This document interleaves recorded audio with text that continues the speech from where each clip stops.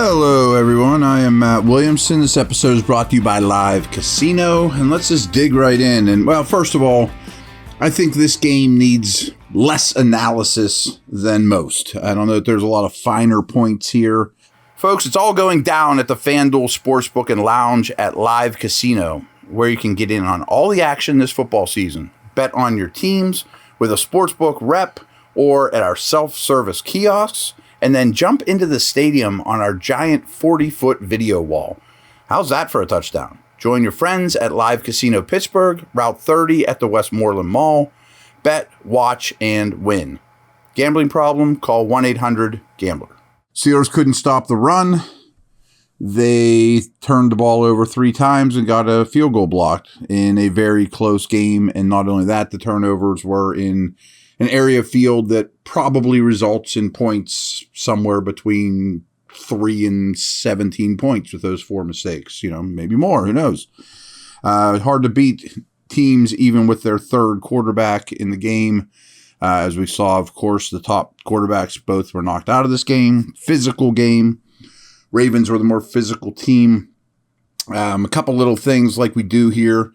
A couple of my pregame notes. I was real interested to see what the return of Marcus Williams, he had an interception, Stanley, the left tackle, and Dobbins would mean. And we'll get to those things. Needless to say, all 3 were very positive for Baltimore. How was Huntley as a pure passer? I don't think we ever really got the answer to that. How was Pickett versus challenge? Is he patient? Is he content just to punt? I don't think we really got a great answer to that either. Can the Steelers actually run against this excellent run D? I think the answer was no, but I would have liked to have seen a little more effort on trying. Who wins in the margins? Special teams, hidden yardage, turnover. I think you can figure that on your own. Malik Reed inactive. You wouldn't think that's a big deal, but how healthy is Watt? I still have my questions about that. Zeitler inactive. They're strong guard. They end up using a guard rotation for a lot of this game. So there you have it. I'm going to do less in-game notes, more post-game reactions. And this is a bad start, but I'm just going chronologically as I watched it note-wise. I made the note, and this was before he got hit, that Pickett looked skittish again to me in the pocket. And it's a very, very small sample size. I'm not picking on the guy. I mean, you know, and then he gets injured badly. I mean, I don't know how bad the injury is, but it was a gruesome, brutal football play by Roquan Smith, who was also very good in this game. And when he came back in, I'm like, man, I thought he was already a little skittish, and then this, and then we didn't see enough. But I'm just throwing it out there. You know, I stated immediately, this is already a nasty game. This goofy stat I've been harping on, Ravens scored first. Is this a trend? I mean, if you guys have been listening to me, I say this the last couple of weeks. Whoever scores first in Steeler games wins this year, 100%. Why? I don't know, but I made note of it again. The 17-yard punt wasn't exactly a stellar situation where they start at the Steelers' 48. Dobbins rips off a huge run for 44 yards, a play where Cam got turned into the wrong gap. Also a really good block there by Linderbaum, the rookie center. And then Dobbins a touchdown on the next play. It's 10-0, and I write blowout ?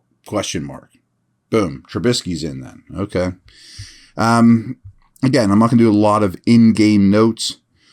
But then in one note here is second one. Then another awful interception by Mitch in the middle of the field. Almost the same situation, both inside the 25-yard line. It's the backside linebacker, again, focusing on your primary target and not recognizing the backside linebacker who's waiting for that guy to go right in there, and he's reading your eyes, and you're locked on. And he went linebacker blind. That's a problem, obviously, and was as big a deal as any in this game. As we do, I just want to run through a couple key halftime stats. Huntley was 7 for 11 for 88 at that point. Trubisky was 8 for 11 for 123, but 2 picks. Andrews had 4 targets at that point, 0 catches. Pickens had 2 for 67, kind of noteworthy. Najee, 10 for 32 at that point. Dobbins, 7 for 65 on the ground. Total rushing yards at the half, 52 to 127 by Baltimore.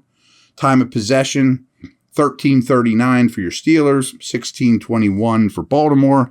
Yards per play, 6-2 to 6-2. Not bad. Total plays, Ravens only ran 5 more plays, 32 to 27.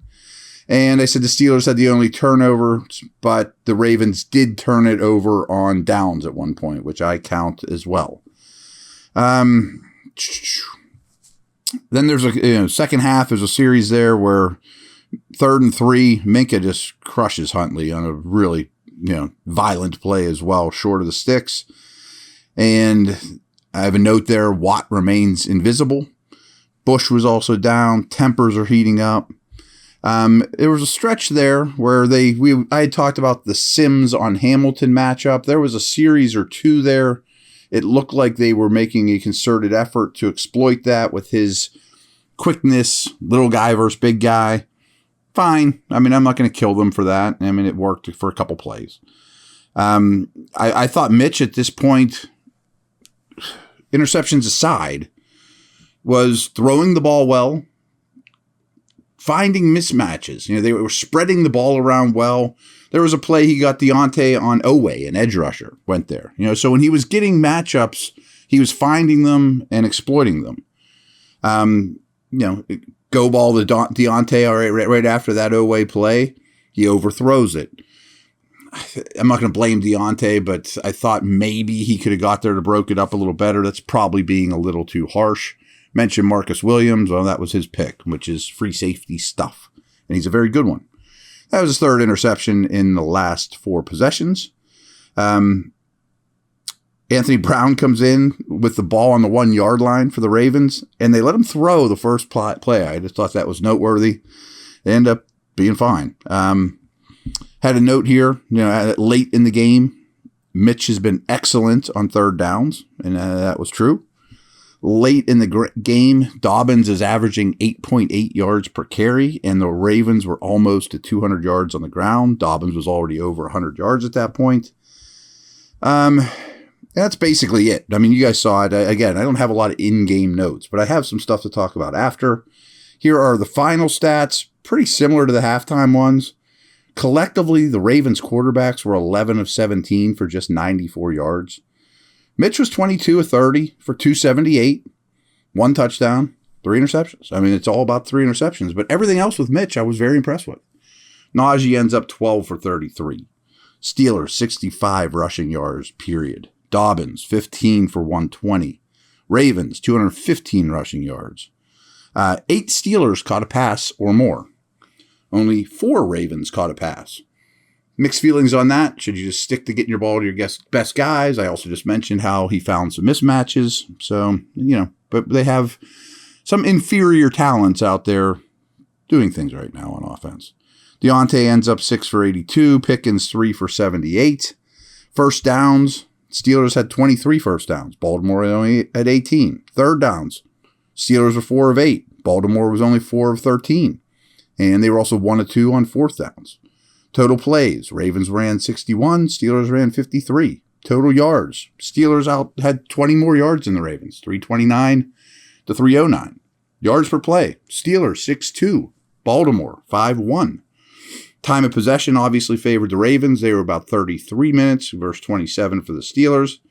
And of course, turnovers, -3. And a blocked field goal by Campbell to me is a turnover. But a missed 4th down by the Ravens is also a turnover. So that's basically -3. Those two things kind of even each other out.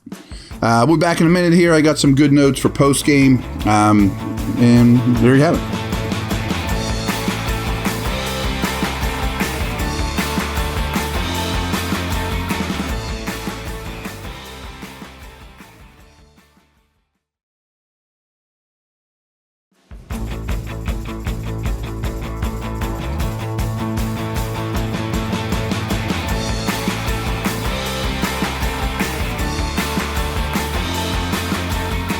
Okay, in the 4th quarter alone, Ravens ran the ball 12 times for 57 yards. Ugh. I think it tells you all you need to know about that. And for the whole game, once you make the adjustments for sacks, they had 94 total passing yards. Still won this game. We'll do ups and downs and then a couple more notes. My thumbs up. I put Trubisky here, and you're going to be like, that's awful because he lost us a game. I addressed all his incompletion or his interceptions, and he was definitely too aggressive. He was linebacker blind, but he moved the offense as well as we've seen it move all year. And he made throws. He found those matchups. I like that. Pickens mentioned his stats. He also got a pass interference in the end zone, which doesn't show up on the score sheet, but is a huge play. But should he ever finish a game with as many targets as Sims? 3. And here's the thing that makes me crazy. Can we use him on in-breaking routes? He's a big, strong dude. I mean, get him deep over the middle of the field. I thought wasn't the stiffest test, but I think the Steelers' defensive backs in coverage were excellent in this game. And a couple Ravens, that we've mentioned to start that they've been without or are new to the team, Roquan, Ronnie Stanley, Dobbins. I'm going to give all those guys thumbs up or, a thumbs up as well to honor the opponent. Dobbins only played 28 snaps in this game. This is the next-gen stat of the game. J.K. Dobbins thrived against Pittsburgh's defense Sunday, gaining 75 yards and scoring 1 touchdown on 8 rushes attempt versus a stacked box. So when the Steelers loaded the box, he gouged them. 8 yards per carry on the day. Really impressive. It's amazing how much they've missed him, to be honest with you. I know this isn't a Ravens podcast, but they have been... People think the running backs don't matter. Go watch the Ravens before Dobbins, before this game at running back. Down has to be the run defense. They just got stuck on blocks. I mean, I really blame the front line more than anything. They got moved by blockers. They're a difficult run game to play against, of course, a lot of it because of all the moving parts, Ricard in particular. But they had some gap exchange responsibilities and that were real problems. Stock down turnovers, obviously. Wormley's knee, stock down. Hopefully that's not too bad. We'll see. Opened up the door a little bit for DeMarvin Leal. I thought Wormley was playing well before that. Stock down, a 17-yard punt, although there was a terrible bounce, as well as a punt into the end zone, which also was a terrible bounce. But this guy's Harvin's really, really inconsistent. They still were really bad in red zone, extended red zone, 30 and in. This time it was turnovers instead of inefficiency. Stock down, physicality. They were the less physical team. I know they hit some of them, but the go routes need to stop.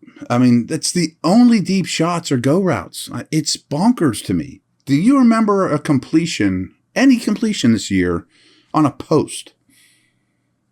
I don't. How about a deep in route? I don't get it. I'm talking like 20 yards down the field, not a go route. And they hit some, and I get it, but man, it's so the same.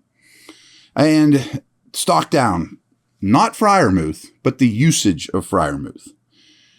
So early downs, first and second downs, when they have 3 receivers on the field, 11 personnel, 1 back, 1 tight end. There were 37 of those instances, 11 personnel, first down, second downs. Freiermuth played 17 of those 37 snaps, and Gentry played the other 20. I know Gentry's the better blocker. He's not 1/3 the football player Freiermuth is. And isn't that a tell if Freiermuth's off the field, yet you have Sims on and Gentry? Like, those are guys defenses like playing against, even if he's a good blocker, So again, early downs when 1 tight end was on the field, Freiermuth was only out there 17 of 37. Brutal. I saw this from Dale, I think it was. The Steelers safeties, Minka and Edmonds, combined for 20 tackles. Kind of tells you all you need to know about what the front 7 is doing or not doing. How about a little last nugget too? Because this was a close game the whole time.